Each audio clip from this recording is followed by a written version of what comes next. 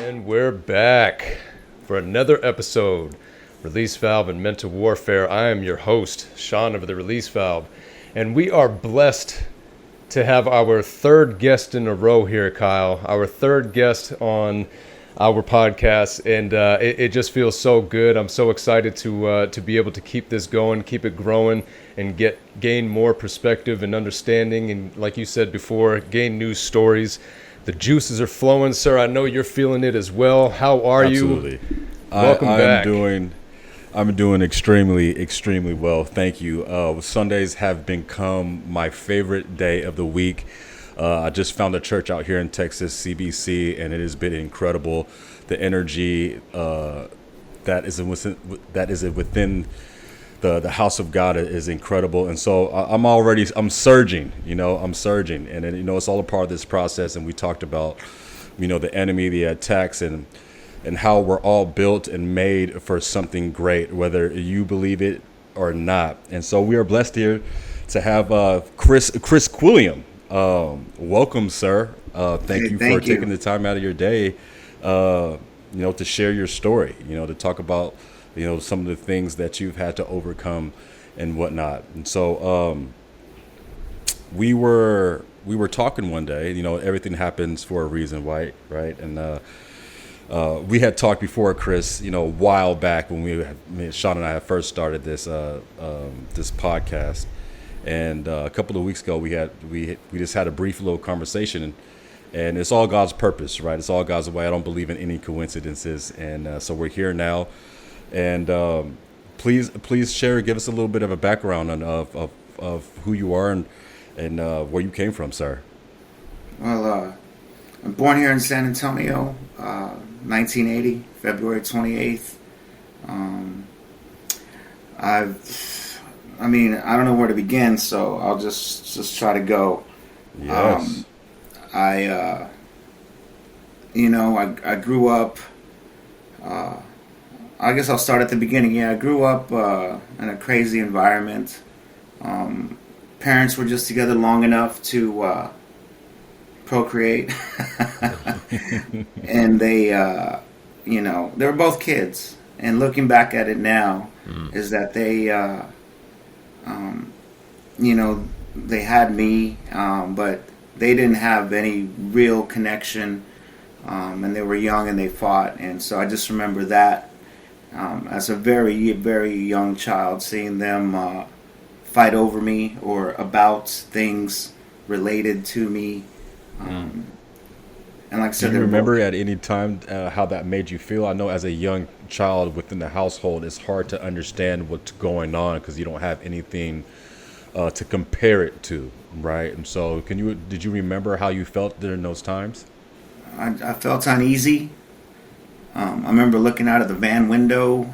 We're parked outside my dad's house, and my mom and my dad were just going at it, and I was just thinking, I wanted to hang out with my dad, but that wasn't in the cards at that moment. And so my mom, just got in the van and drove away. And I just, it's like one of those memories that's like a short video, where you can just kind of see the house getting smaller as you drive away, which is crazy. But, and it was probably like 3 or 4, but I remember that. And Absolutely. Just knowing that there was a strife there, and I couldn't understand it, like what 4, 5, 6-year-old kid could understand the nuances of a relationship. But just looking back and being like, well, I just want to hang out with my, like that very simplistic, I just want to hang out with my dad. Yeah. And my mom's like, no, he's a dangerous person, and there's all these there's all these reasons why not to.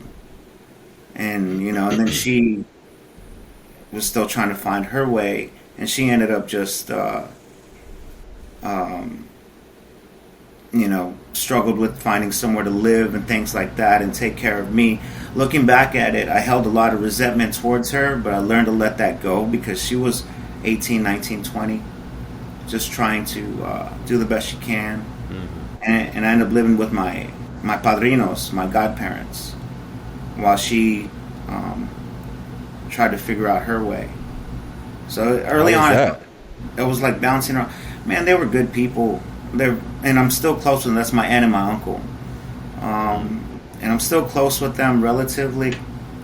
And they still see me as their surrogate kid, even though it was like a small window that I lived with them.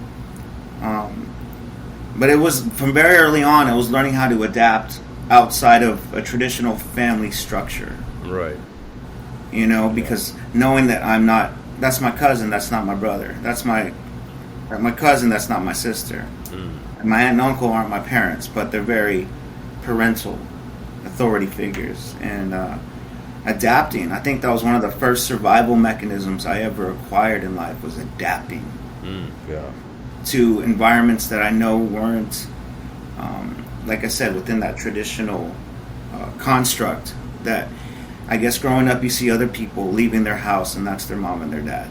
You know, going to play until the lights came on and then going back home and, you know, just kind of felt like I was looking through the window at somebody's, you know, looking from the outside in like, oh, that's the perfect life. Yeah. Right. And so I can imagine, I don't have that particular experience, but I do understand that our parents, I mean, it's the way God made it though, right?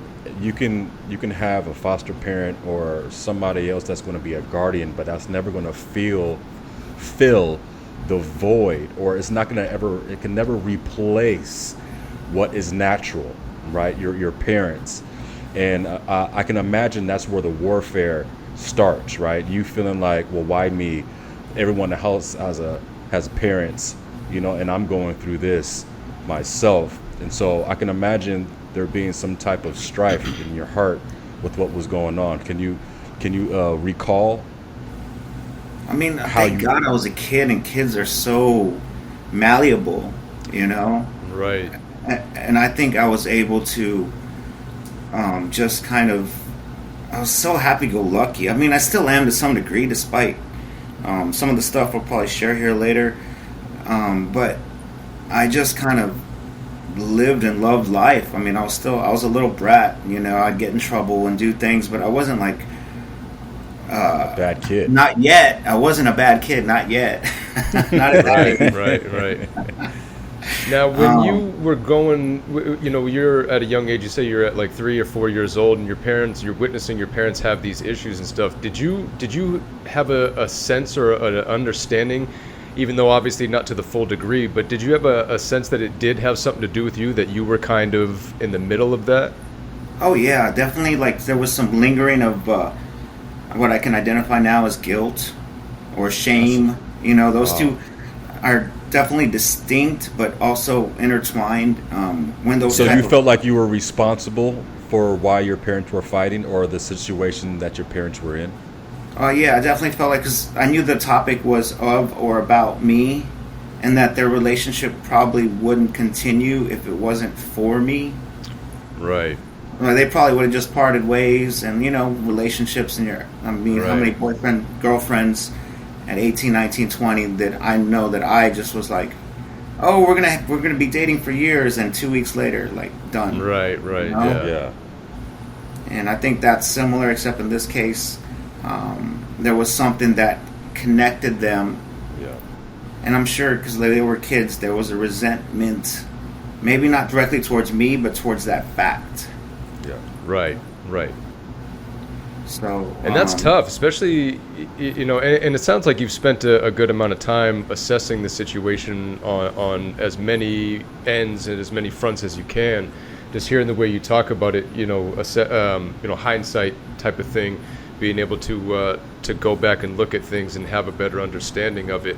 Again, looking at that and thinking of, you know, 18, 19, 20-year-old, and thinking of when I was that age, and inserting a child into that situation, like, and man, and like you had said, you know, the relationships that ultimately that come and go, ultimately go, right, and the world enders that you feel when they do go. or the major relief that you feel when they go. But again, thinking back at that age and how I handled situations or how others that were involved handled those situations, and with no child involved, that's a wild thing to think about at that age, man. You know, your baby's still at that age. Yeah, I mean that's heavy for you to say that. That's really important for you to say that, Sean, because our brains don't fully develop at 25 anyways, right? Being For at males, that 18, 19, right? or 20 years old, you're still living at home. Experience is everything. Experience is knowledge. You don't have the knowledge or experience to understand anything that's going on into the world until you get out into the world and do it. Right. So, I mean, And that's the age where it starts, when you first Exactly. get out there and start doing Right. things. So to have it Feeling all like- come in yeah, right then I'm and on there, my own. man. I can make my own decisions now, depending on the type of household you lived in. Like I'm free or I'm not. Right. You know what I mean? Like Right. so. You can only imagine it, depending, like you said, like I just said, the household. Just thinking about that thought, like if you didn't have that much love, and I don't know what your parents went through, Chris, or like what their story was as far as their parents, but that's usually how the cycle continues, right? Generational Of trauma. Generational trauma, right? So that's huge, man. That age where you think you know. Oh, and yeah, really you have know everything no at that idea. age, right? Right, Nobody can right. tell you anything. You got it all figured out. At least for myself, I had everything figured out. Nobody could tell me anything, and I was without having any plan. I was ready to take on anything and everything that came my way, and I wasn't. That was the big thing. And we talk about these times all the time on this podcast, right? Of those formidable years of where you're really figuring yourself out. And again, to insert a child into that, you're no longer able to figure yourself out. You got to figure things Right. out with this new living, breathing being that you're responsible but for. Even to this day, right? I mean, I'm 37, Sean, you're 38, and you said you were born in 80, right, Chris? Oh, so you're working on 44. 43 or something like that? 44. I'm 44. 44, 43, 44, okay. And I have 2 kids, and life happens, and I'm still trying to figure it out with 2 kids, Right. right? Trying to figure myself out, right? Right. Right. I mean, we're still, I mean, the journey never ends. 20 years And- older. Right, and if you don't understand God's purpose at a younger age, then it's going to hit you. You're gonna come across a time to where life happens, and you're going to feel lost, and we're not going to know what direction to go in. And a lot of us in this world are in that position continually. You know, so it's a nonstop process. You know, of battling. Right, it's an everyday battle, and that was one of the things I saw at church today. You know, the enemy is on the clock 24/7. The battle is every day. Like there's no vacation in spiritual warfare. So in the group that I hang out with, I remember one of the things I learned was my struggles are out there doing push-ups in the parking lot, waiting for me to let down my guard. Yes. Like it's just sitting there waiting. My Right. character defects, my addiction to X, Y, and Z. Right. Are just waiting for me if I'm Absolutely. not vigilant. So But I no, just man, I'm so glad you said that. I'm so glad you said that because, like we talked about, the enemy he's so crafty that he knows our tendencies, he knows our downfalls, he knows that what we crave, what we're addicted to, and he uses that against us in every way that he can. And it's like you said, if you're not on guard, if you're not aware, if you don't have the armor up, then be ready to be attacked. And a lot of us don't understand that. And even if we do understand that, there's always some way that can be manipulated to having us feel those negative emotions, right? The spirit of the enemy. Right. And We it's can hard. go logically ahead. understand it. We can logically understand it, but it doesn't mean that I can use my logic to keep it at guard. Yes. And that's like the emotional, spiritual, and most of the time I was just emotional with no true spiritual connection. And that emotion, quickly turns from hurt to anger to rage, Yeah. Right. to Exactly. self-pity. Well, because it's got to be directed somewhere, right? It has to Right. be that's the whole thing with anger, right? You have to be angry at something or someone or whatever the case is, and very rarely do we point that and direct that at ourselves, right? That's always usually an outward thing that somebody else falls victim to. What was my part in it? Even if my part was being the quote unquote victim or the quote unquote, like, there's a role that I played in,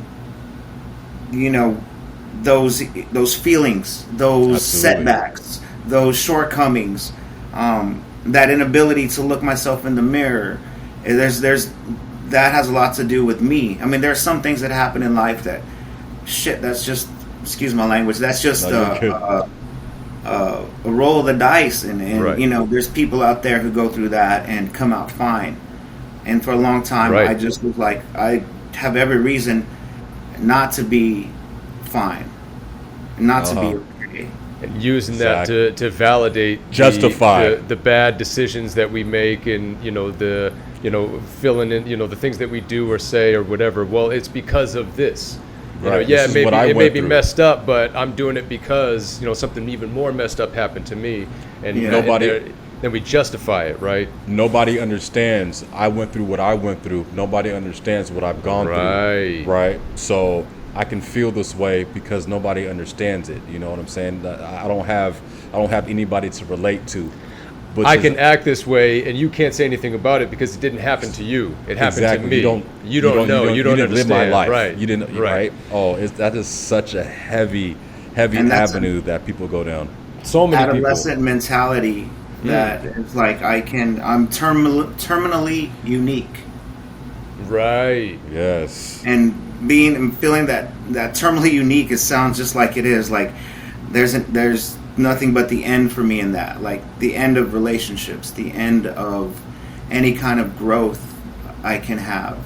And for a long time, I was stunted in my growth. As I think for decades, I was that 13, 14-year-old boy.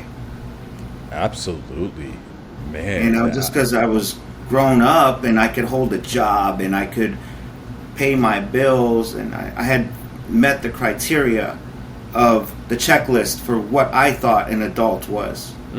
Right? I wasn't calling mommy and daddy to give me money. I was the opposite. I was like, I don't need anything from y'all. Yeah. But at the same time, I could justify my behavior, and it was always the behavior was never anything that I think, looking back now, that someone who had a fully formed adult brain would do. Right. And what's interesting is, like, you said your parents were children when they had you, and if you don't come across the certain experiences or don't come to a certain realization or some type of awareness, we're still all children. Oh, yeah. Even at age, set aside the fact, right, mentally, right. I was talking to my wife some time back about this, and it's so crazy. As you get older, it's just time. You get older, but you're still a child of somebody, right? It's just age that's passed on, you know what I mean? And there are so many people that are at age 40, 50, 60 and conduct themselves in a way that I would feel like, well, man, you're this age, you're 50 years old and you're still acting like this. You know what I mean? So it's Right. really about coming to that awareness that, okay, for exactly what we're talking about, what situation then you're in. Are you taking blame for what's going on?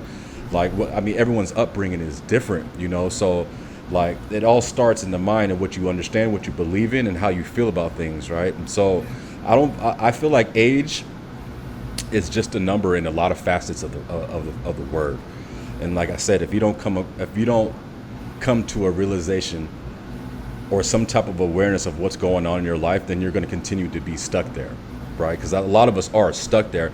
A lot of us go our whole lives without fulfilling our purpose. 100%. And so, what is it? What does it mean to be an adult? I need to ask myself the question. I'm still trying to figure that one out. Still trying Because to I don't figure it feel out, like right? an adult. Like, I Right. still feel like I shouldn't be the one that's responsible for all the things that I'm responsible for. But I definitely For me, from what I've learned from my mentor and people that took me under their wing, that just a couple of things, and there's more, but these are the couple that come into my head right now. Is just being honest with myself, being honest, being true to other people. Like if I say I'm going to do something, do it, even if I don't want to do it.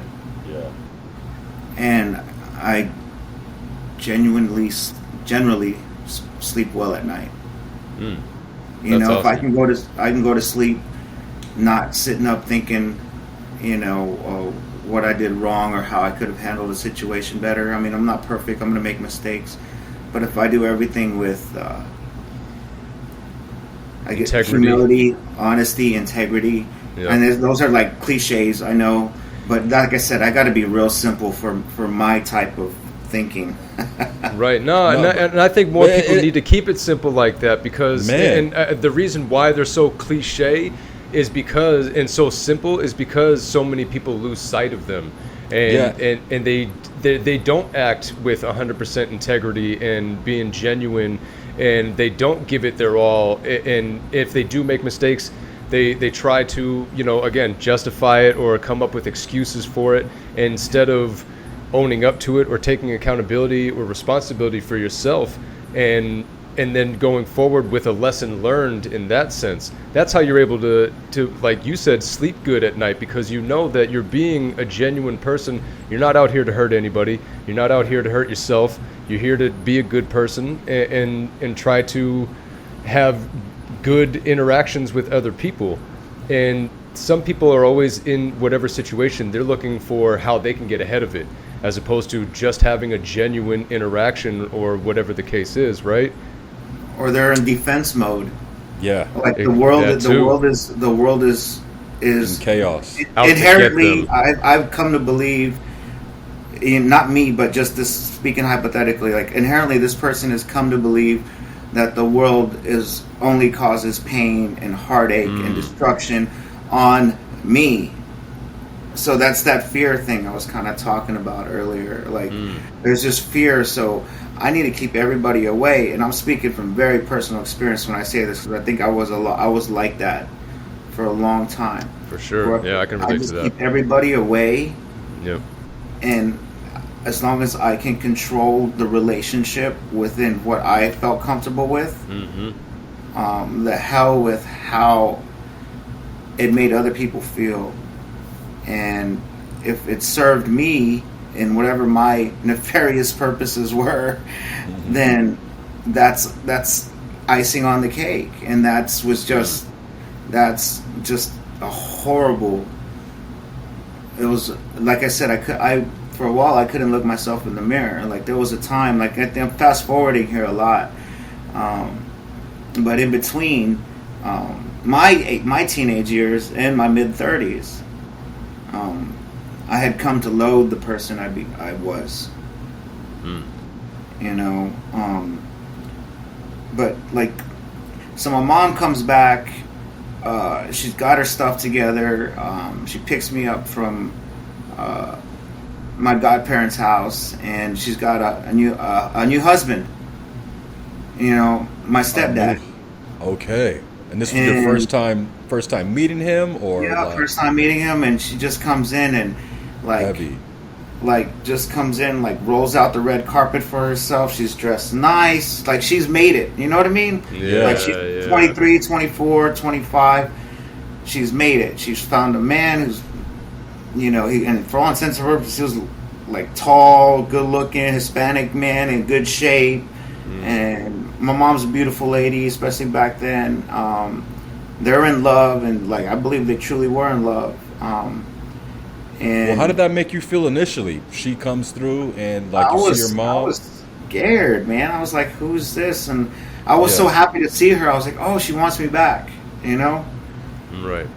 And it's for a while, where do I fit in this situation now? Yeah. And and she wants to insert herself back in my life, and no one, asked for my permission for that. Even though I was 5 or 6 years old. Yeah. I had gotten comfortable living with my aunt and my uncle. and my cousins, and you know, we were just. It was just like a regular life, other than the fact that I wasn't technically a sibling. You know. Yeah. Everything else was pretty like Boy Scouts and learning how to ride a bike. I still remember my cousin teaching me how to ride a bike. My oldest cousin. You know, she would run and hold the back of the seat until I finally one day I looked back and she wasn't. You know, like like those. Yeah. Like I still remember that like it was yesterday. You know, Yeah, and that's heavy memory. See, and that's what we talk about, right, Sean? We talk about our traumas start with our childhood, right? The memories that we bring into our adulthood affect how we behave outwardly, right? And so I can imagine, Chris, you having a little bit. Was there any resentment there? Like, I mean, you came back and you have a whole husband. I was now, in tears. I was in tears. I didn't want to leave my family. You know, Just well, getting settled in and Yeah. It's like I got comfortable and like you kind of like taking me out of that situation. right, church With- and with the- school. And, Wow. With the new set of, what's the word I'm looking? Not criteria, but she wasn't the same person as to when you went in to go live with the padrinos, right? Yeah. So if you got you, I can only imagine that, and I can't even get my words together because I'm trying to put myself into that situation, and it's like here you're getting comfortable, you're feeling good about things, and then boom, smack opens the door. Your mom is here with this whole new life that you don't even understand. that was achieved while you weren't there. Right. Exactly. So that's where that's why I asked, like, was there resentment there? Because it's like, yeah, you got your stuff together without me being there. So like, what happened with me, right? I'm asking those questions, like where did I fit in? Like how? So it's almost, was there any sense of abandonment? oh, I'm still working through those abandonment issues. You know, Heavy. and it happens again later, but you know, to a different situation, variables, circumstances, whatever you want to call them. But at that time, I definitely was like, well, where have you been?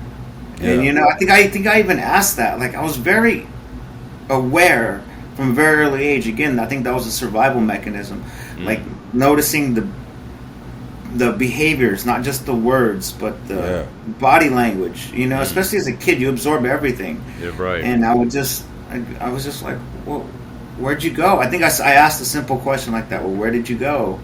Or where have you been? And I honestly don't remember what she said, but it was something to the degree of like, you know, I was trying to get, and you know, like what a parent would say, I was trying to get everything ready so I could take care of you. You know, like a very not rehearsed, but something that can just gloss over the depthness of the Kind of question generic. I was asking. Yeah. So question. So how long did you live with your godparents for? And within that time, did you ever see your mom? Did she ever pop in to say hello or anything like that? No, I actually saw my dad more. So my godparents, that's my mom's sister. But they were actually pretty close with my dad. So my dad would pop in, and my dad's a whole other story. He, like every time I saw him, he was drinking or smoking, you know. But he worked his butt off, and he always had a job. But he would just pop in. He'd have a tall boy in his hand and be like, "Hey, how you doing?" You know, he loved me. That man had a heart of gold. He just had he was an alcoholic. You Some know? demons that he was dealing with, like all of us are. So he would come in, but him was like once a month, twice a month. And so those couple years that I was living with my godparents, I didn't see my mom once. Wow. You know? And then she that's just where pops in. the shock comes in. 'Cause Yeah. I feel like had she popped in every now and then, I feel like you would have been able to grow with her in some sense in some sense of the word, and you would have felt a part of that growth. It's probably subconsciously because you weren't a part of that growth. It's like that's where that feeling of abandonment and resentment comes in. And Like, she you're better off wasn't a without part me. of that growth either, right? She wasn't a part of his growth. Right. So then to receive this child that, I mean, it's not even the same kid that you dropped off, right? This is a whole new kid, and you weren't there for part of all of that development. So trying to figure out how to parent that kid is like, I mean, I would imagine is probably trying to figure out how to parent somebody else's kid. Step kid. I was just going to say that. Yeah. Right. And I don't have any experience with that. I mean, you guys do, but I can imagine it being very relatable in that sense.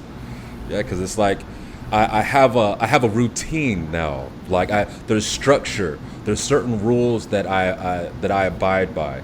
There's certain ways that I move. I move this way. This is how things operate. And those are things now she has to learn about you.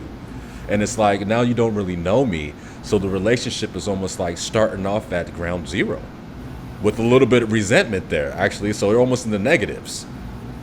And she definitely tried to compensate with, I remember having He-Man Skeletor Castle with all of the nooks and crannies, man, the bells and whistles, the set, and the room looked like it came out of a catalog that I moved into. Right.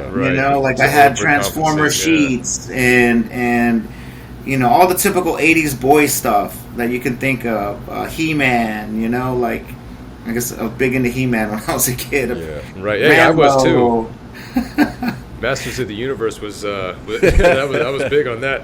But so how were you receiving these things? Were you like, hey, this is awesome, I love it, or were you kind of seeing through the facade of it and kind of getting an understanding that it didn't really that you saw that there was an overcompensation? Like this isn't helping the way that I feel. This isn't what I need.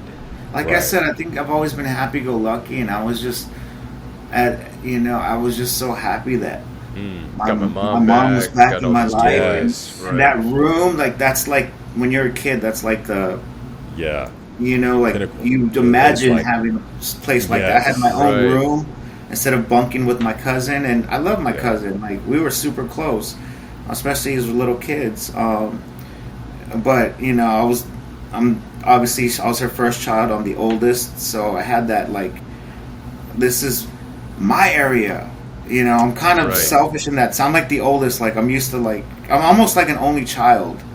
Right. Like, I'm used to having my own everything. Yeah. My own space. These are my toys. Yeah. So I didn't really see right through it. I was really giving it the most open-minded effort, for sure. This is going to be awesome. Yeah. I can start my new life after getting over the initial shock. Yes. That's awesome.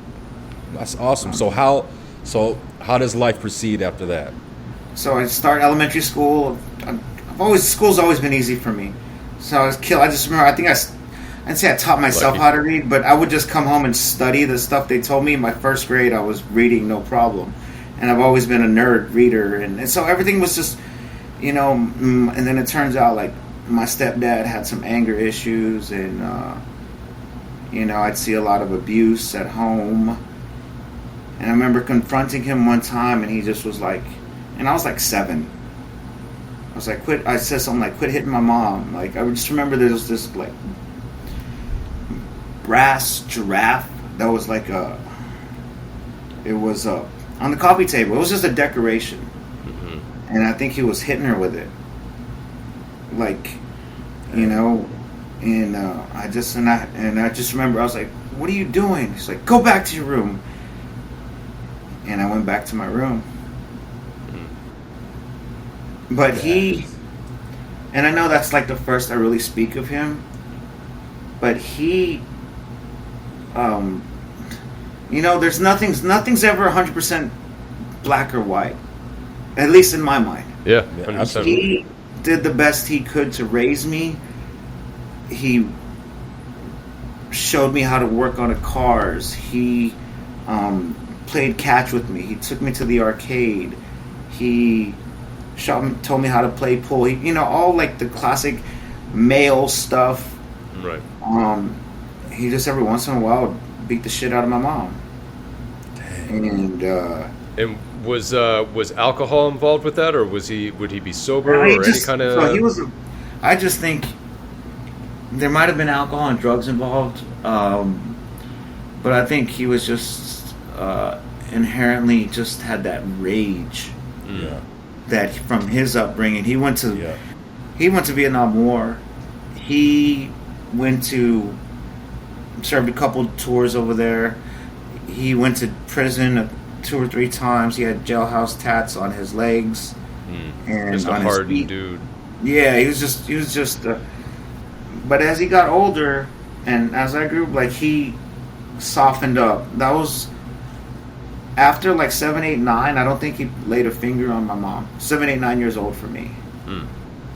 But I do remember that. I think after that, you know, he would just get mad at her. But like, I guess unless I just blocked that out, I don't remember him escalating. And don't get me wrong, he whooped my butt, you know, for behaviors like getting in trouble at school or lying, or you know, because I would lie. I would try to always find the easiest way out of a situation. I was a really good storyteller, you know. Yeah, right. You know, and then it would always, and then like the truth always comes out, right? It doesn't. It might not be there. It might be a year from now, 5 years from now, but it always comes out, and it's always much worse than what it would have been if it would have just come out right from there. So, you know, we ended up getting real close, you know, like because my dad my mom would not let my dad come around. Like my dad just kind of like threw himself a pity party, like, you know, sucking down some drinks and like, oh well, he's being taken care of. That's okay. I love him, but I can only love him from afar. He sent, to his credit, he always sent like, what is it? Welfare check, or not welfare checks, but checks to my mom every month to help pay Child support. for his child support.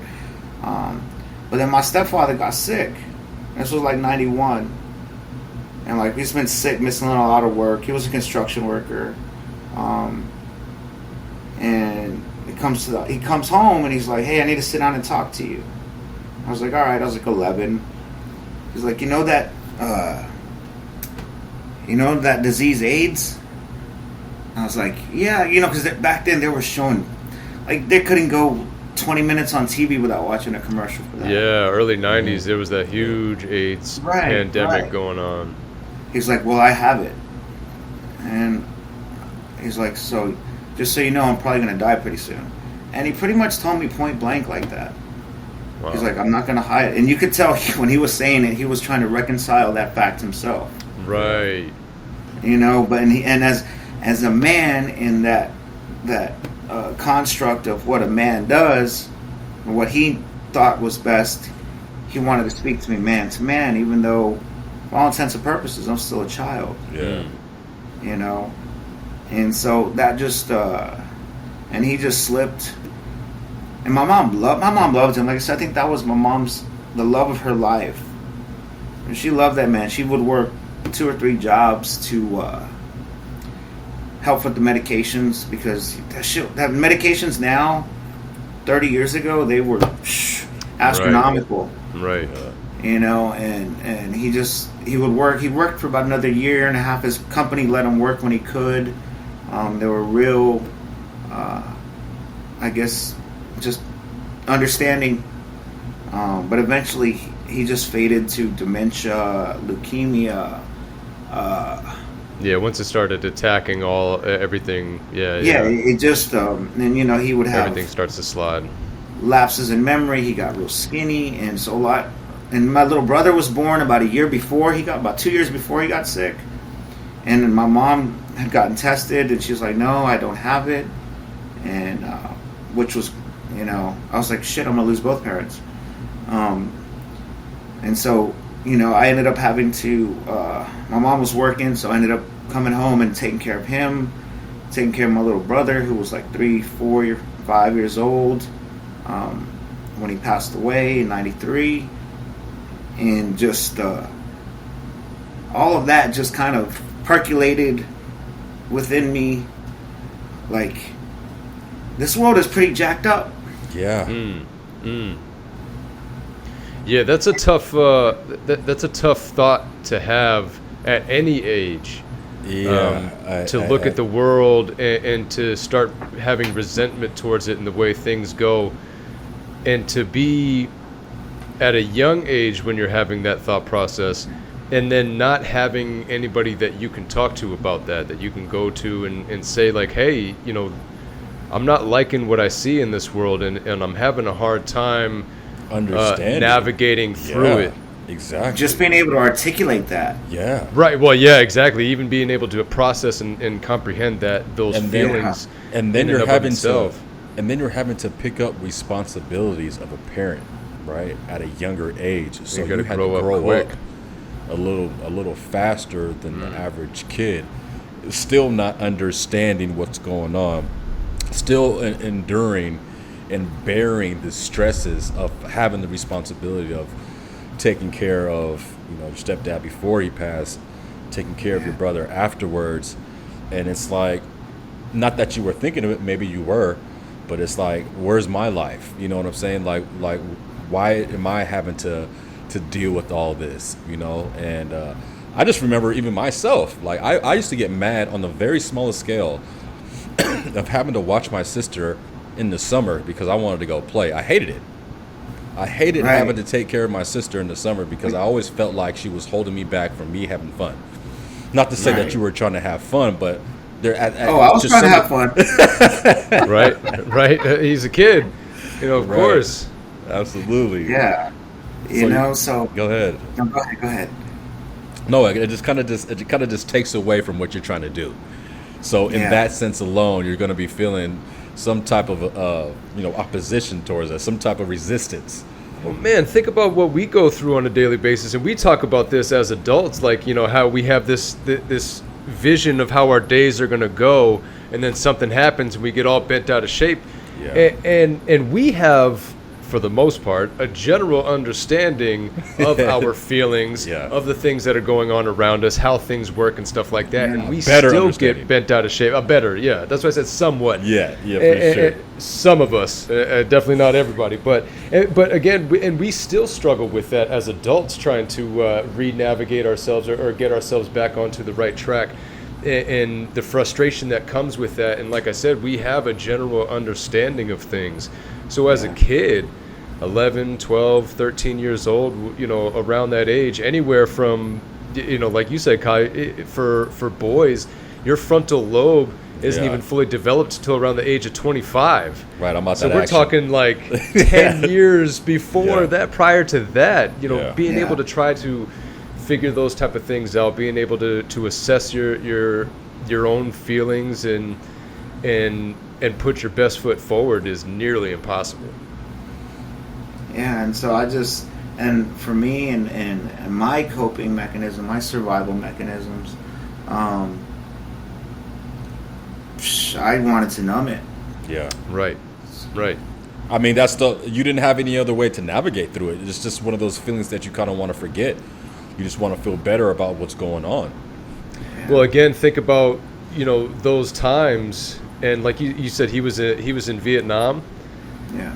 Those guys were not talking about their feelings. They were not discussing what they had going on inside, let alone just the times back then. You know what I mean? These are, things nowadays where we're all starting to get to the point of being able to open up and talk about these type of things. Exactly. But 30 years ago, absolutely, they weren't doing that type of stuff. You know what I mean? So talking about that generational trauma and not being able to unload, exactly. Unpack all that baggage. Like I said, it's next to impossible. Literally, so what else is and there? Mentally at warfare. The warfare. Right, literally. exactly. So what else is there? Obviously, as soon as you come across anything that takes away those thoughts or those feelings, you're gonna be drawn to that like a magnet. You know what I mean? You're gonna get pulled in that direction because that's all that you know. You haven't experienced any other way of being able to work through these things and get past it. All you know is, like you were saying, Chris, this numbs it, and I don't feel the way that I feel, or I'm not thinking the way that I normally think when I have, insert X, Y, or Z, right? Right. And so it's funny, my next door neighbor, and we lived out in the boonies, we lived outside of the nice neighborhood that my school was in, and the outside of that nice neighborhood was like the house we lived in was a house that had been moved from its first lot to the lot that it was in, and we were renting there. And across the fence, a similar style house, moved in somebody who I went to school with, and he was more than willing to offer dry weed, you know. He could find, and I was just like, cool, awesome. Like, this sounds sacrilege, but God sent me this kid, and I had a smoking buddy. I had somewhere I can go away from the slowly perishing stepdad and my little brother, or he could come over, and everything was still as it was, but I could be sitting on the front porch and escape and go back inside and just be numb to it all, or at least less. It didn't bother me as much. Right. And then he passed away December 26th of 93. So I hated Christmas for a long time, Right, because that whole time period would bring you back and remind you of losing him, right? Yeah, and so it was like, and so that whole disconnect with God was definitely like, okay, like day after Jesus' birthday kind of thing. So, and I was a kid, 13, 14, well, 13. That's a deep thought to have at that age. Yeah. Deep feeling. And so I just unleashed on the world, and my mom couldn't handle me. So she just sent me to live with different aunts and uncles. And then she remarried a year and a half later, with her current husband. Good guy, but I hated him at the time. Right. It could have been, Superman. It wouldn't have mattered. Right. Yeah. Exactly. So I was like, I'm not doing this again. I'm not moving into another. Right. Look what happened last time. Yeah. So I went and moved in with my biological dad, Victor. I'm a junior. I go by Chris, but my first name is Victor. Okay. And lived with them, and I ran away. And my mom, about a week later, was like, "Hey, I'm living with my dad," and she seemed like, okay, I'm done fighting this fight. She's going through her own trauma. She just lost her husband. I'm providing additional trauma in that sense. Making it harder, yeah. Yeah, and she disconnected a lot of things. Like, he was going to give me his '66 Mustang that we had been working on. She sold it. Wow. So then you must have had a lot of resentment with that too, with her wanting to go in the other direction, and kind of dropping everything that had to do with that and see you later type of thing, including you, right? Right. So again, it was like just like, let's chop off the limb that's gone gangrene kind of thing. Maybe that's probably a little hyperbole, but that's the only analogy I can right now. So she was like, okay, you're gonna live with your dad, you're gonna see how it is. And he did the best he could, but he had never had a kid. Yeah, right. He went that entire time without having one, right? Or at least not raising you. And then here comes this troubled teenager with more issues than a lot of baggage. An experienced parent would have trouble with. Yeah. Right. Not let alone a 30-something-year-old teenage man-child. Right.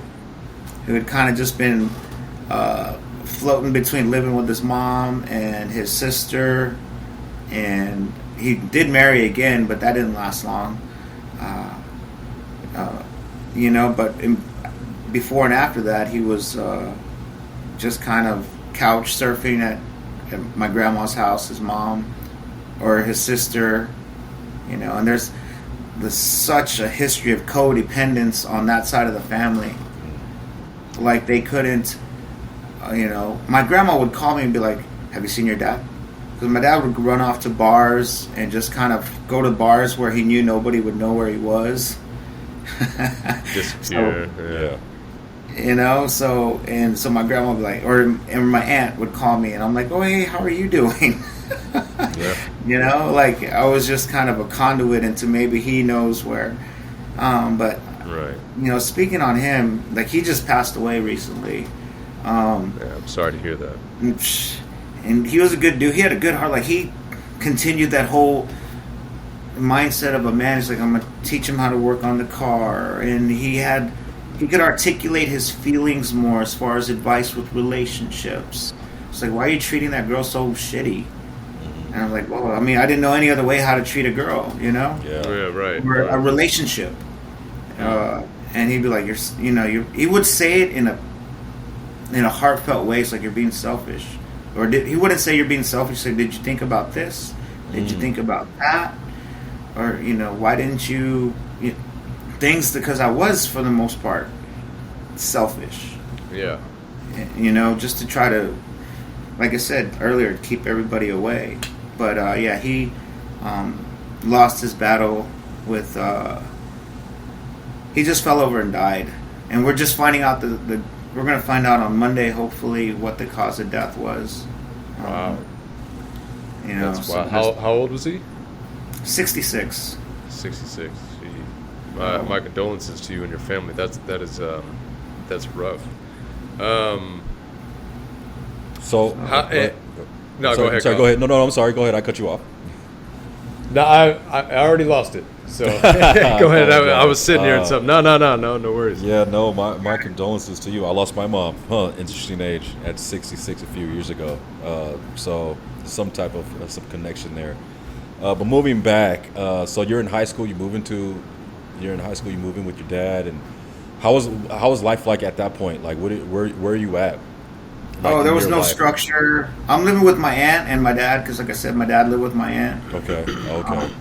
So I'm living with them in their upstairs apartment with like 15 cats. I was just going to ask, what was your space like? Was there space for you there, or was there space made?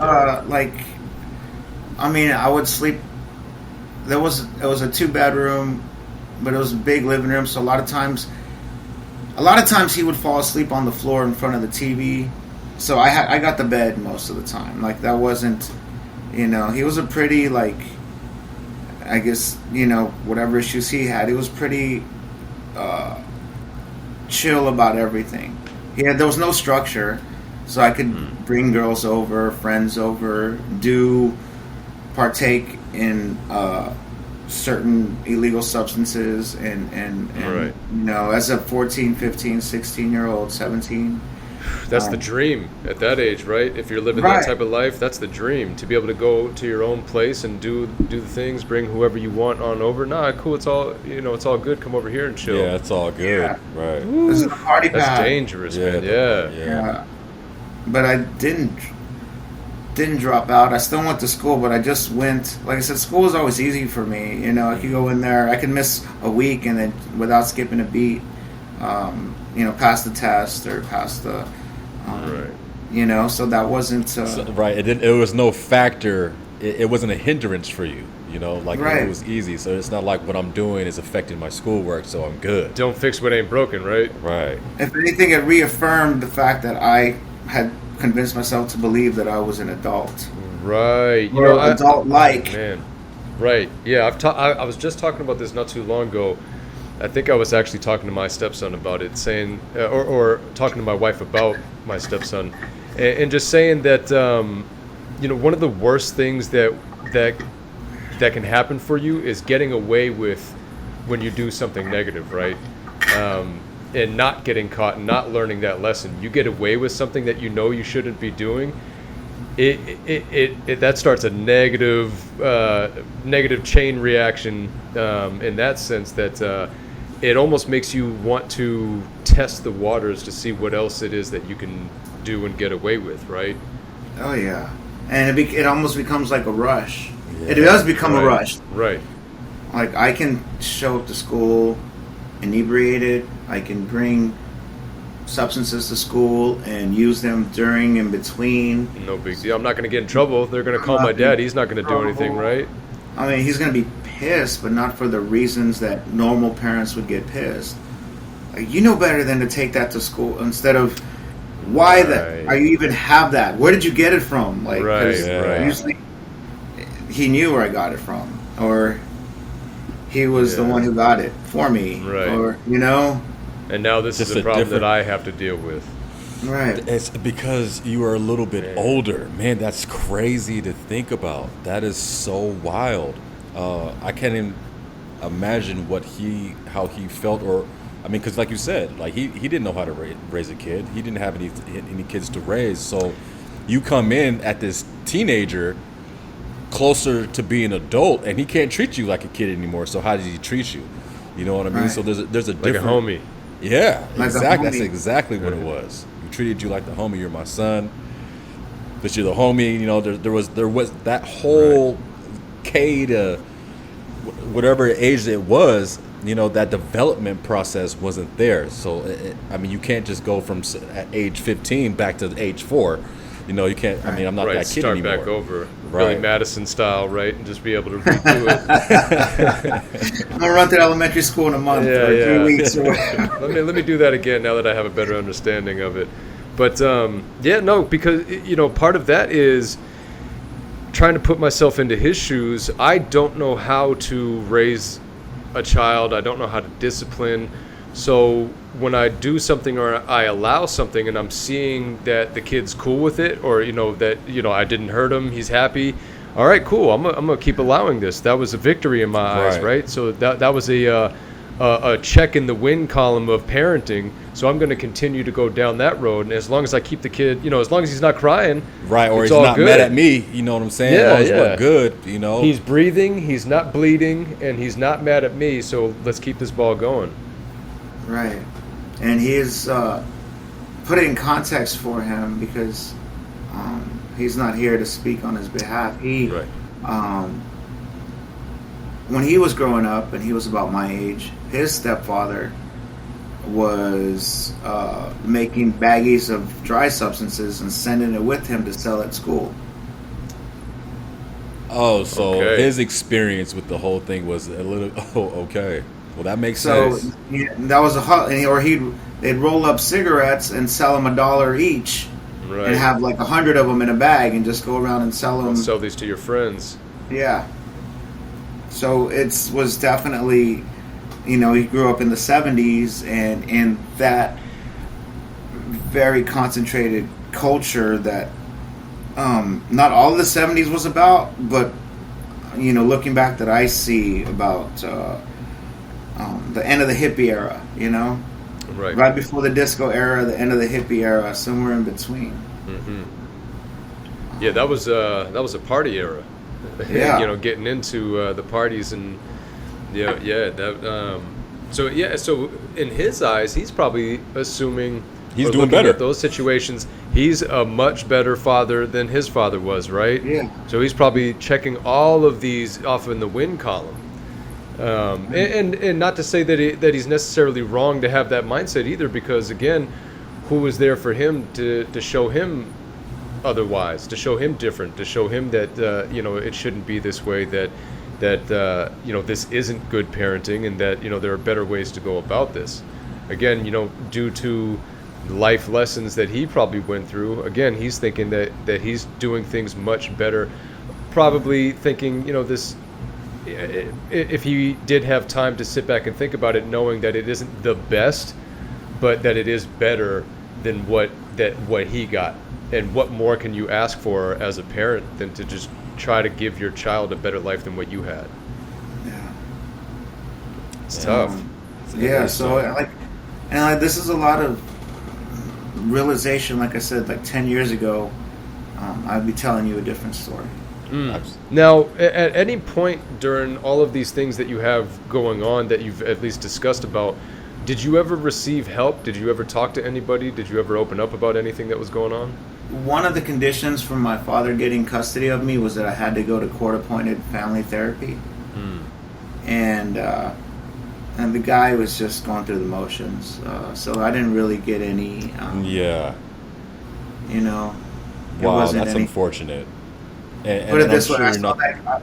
I was working at a strip club a few years later at the door, and I saw the same guy who had been giving me therapy walk in and pay and go get dances and stuff. Wow. Not that, but it's just, all you have is your experience with somebody, and that was the only experience I had with that guy, was seeing him Right. at the strip club I worked at. Right. Wow. I mean, that is telling, right? What are you there. supposed to think when you see that? Like, what are you Exactly. supposed to, Exactly. Like, you're Right, supposed to so be my it's just, therapist, guiding me along this life. But like you said, he was going through the motions. He had his didn't own really, vices. He didn't really care about what was going on. He just cared about getting the paycheck. So Right. that's like- wild. And now I'm, fast forward, I went through my, well, let me tell you one more story. I know we're running out of time here. No, I keep it going for as long as you guys are good and ready to So keep it I going. Yeah, we got started about bartending. 15 more minutes. We might have to do Okay, a I part started two. If that's the case. bartending about 18. I started working at nightclubs, strip clubs. Just 18, around 19. that lifestyle. Yeah, so I was just ready to be like, I'm going to show the world that I can do things my way. Continuing with that BS that I had convinced myself to believe to be true. And I did. I worked hard. I showed up, did my work, and was making good money, especially for an 18, 19, 20-year-old. Paying my bills. Had a car. Had friends. Could do what I want whenever I wanted. And then I guess another milestone or low point in my life was we were leaving a friend of mine's bar that he worked at, having some drinks, and it was probably about 1 o'clock in the morning. We went to Denny's to grab a bite, and then on the way home, I just got a new apartment, was making good money. I was like, hey, I was gonna drop him off. I was like, hey, let's go to my place and we can play. What did I have? I think it was the Dreamcast. Yes.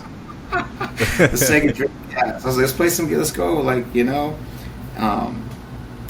and we're driving, and I'm like, dude, I just got my car fixed up. It was good. So I punched the gas, and boom, we T-boned somebody.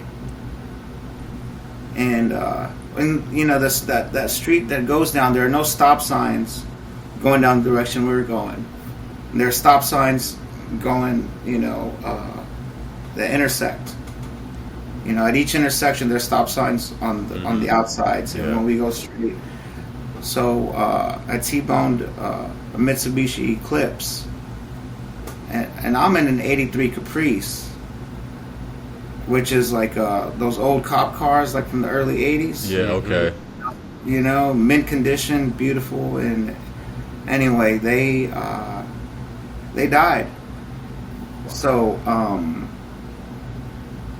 and my buddy, thank God, he had his seatbelt on. I had my seatbelt on, but I was pretty banged. We were both pretty banged up, but we were in a tank, and they weren't. And we went to the hospital, and I blew on a thing, and I was just a hair over legally drunk. So I was charged with 2 counts of intoxication, manslaughter, and $150,000 bond. And so I sat in jail. My mom was like, okay, we gotta wait, we gotta get the money, and we gotta wait for them to reduce it. It's like everything that we're seeing here, it looks like, the only thing you did wrong was I had too much to drink, which is, I shouldn't have been drinking and driving, right? But I'm 22, 21, 22. And I remember seeing myself on the news, and then like my cellie, he's like, dude, that was you? I just hid in my cell the whole time. They tried to make me come out, like the sheriffs or whatever, and I would come out, but some sheriffs, they just wouldn't care. They're just like, he's not bothering anybody. But there's always a hard ass, Yeah. and bring you out, and kind of like It's got a point to prove or something. Yeah, just, shame you or whatever. Or, I was shaming myself enough plenty, trust me. Yeah, Right. for sure.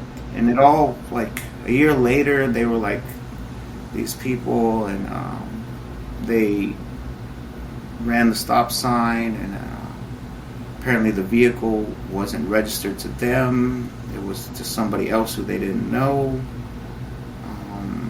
And they did have substances in their vehicle, and so all of these things, I got a DWI, but I spent about a month in jail while they sorted all that out.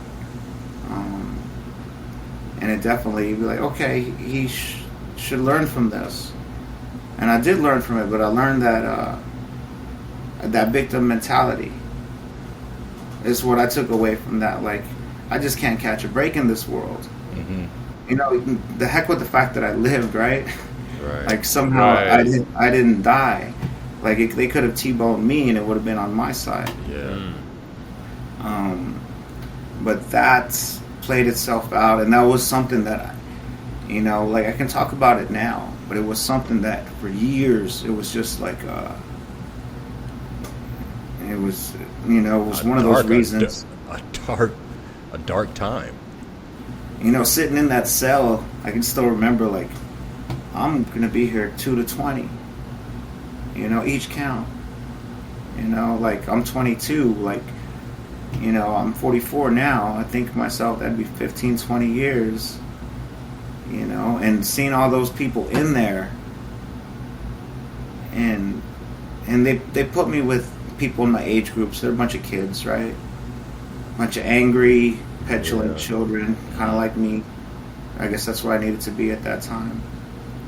And just seeing that, but also seeing the pain, the fear, the childlike uncertainty, and the lies they told themselves in order to justify whatever they had done. Right. And I was like, well, shit, I didn't do anything wrong. But again, I had a role to play in that too. Yeah. Like, I shouldn't have been, I should have been more responsible. And I wasn't. And so that part was something that, I just kind of 6 months later, after I figured out that, hey, I'm not going back to jail, I just jumped right back into that life. And all of that, I went back, like, I started back to college a week after I got out of jail. So I was in college, got out of jail. A week later, the semester started. So it was like July, what's today, the 21st? It was around this time in 2002. So it was probably like early July. Man, it was hot in those cells. Or it was really cold. It was either really hot or really cold. And I got out, like, I don't know, 28th or 29th of July. And then school at SAC started like on the 5th or the 6th. And I just went back. And I remember one of my professors was like, and he knew me, like, I'm one of those students that, you don't, I make myself known. I don't just hide in the back. Like, I'm going to ask questions someone my student. Well, anyway, he was like, I saw you got in a wreck. I was like, how did you know that? Well, I read the newspaper. I was like, oh, are you okay? I was like, I think so. You're not okay. Right. Yeah. Man. I mean, a lot of us aren't okay. A lot of us aren't okay. And this is why we have this podcast, right? I mean, we go in our everyday lives and we ask people how you're doing, and they're going to give us the cliche answer of I'm fine, right? I'm good. Not too bad. How you doing? Right. Yeah. I mean, it's real Just that surface quick. level, right? Yep. And it's moments like these that are incredibly important. All of us have so much history and so much of a story to tell. And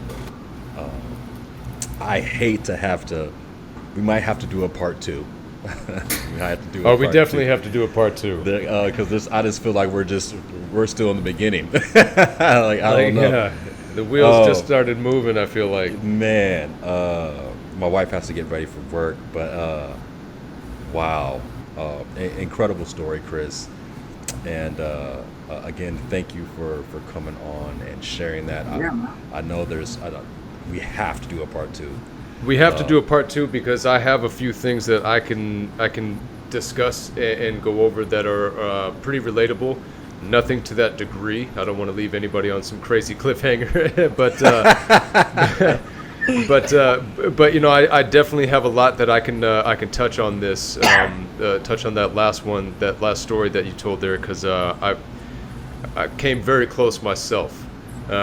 So I would love to continue this conversation to keep it going, to hear more about how you came through from that.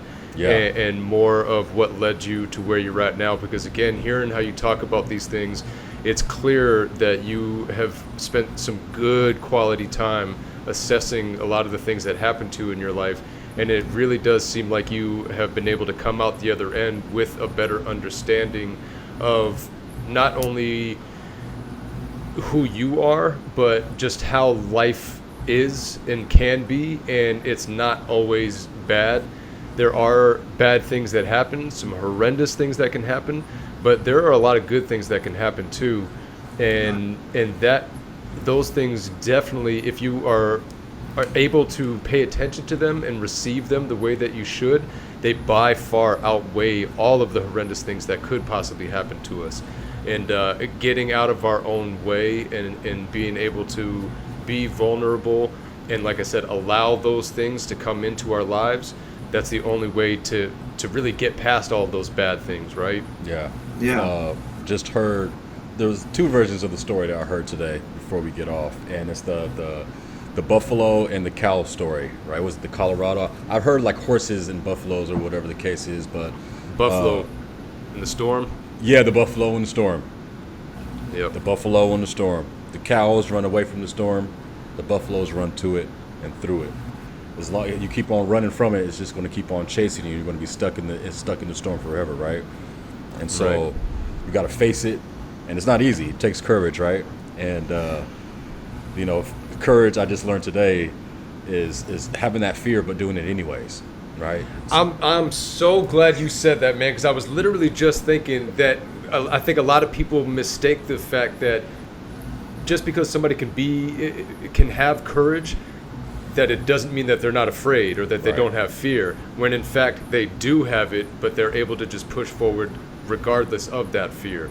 I'm so glad you said that, man, because again, I think a lot of people look at somebody that is making it and assuming that they're not struggling as they make it, Yeah. and that they're not going through anything to get to where they're at, and that's just not the case. Case is everybody is going through something. Everyone. In some way, shape, or form, right? And So- it's incredible. It's incredible to think that we live the life in the opposite fashion, right? The fact that everyone is going through something, and we're going through life as nothing is wrong. It's a Right. huge problem. Right. It's That's a that whole major problem. vulnerability thing. But again, Right. Chris, thank you. We have to do the part 2. We got to come up with another time at your earliest convenience to get back on, because I still have some questions too that I want to ask. But we are out of time. All right. So people, thank you for listening. Dial in. Chris has an incredible story. Relate, connect, chime in. Let us know.